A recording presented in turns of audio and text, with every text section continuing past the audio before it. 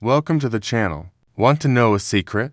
Even if the power button on your Vivo Y15 is completely broken, you can still restart and turn off your phone. And you won't need a screwdriver, a soldering iron, or a trip to the repair shop.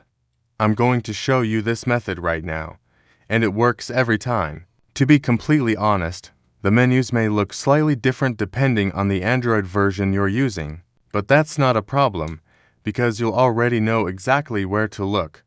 Don't believe it? Let's put it to the test. Watch the video until the end, and you'll bring your phone back to life without using the power button.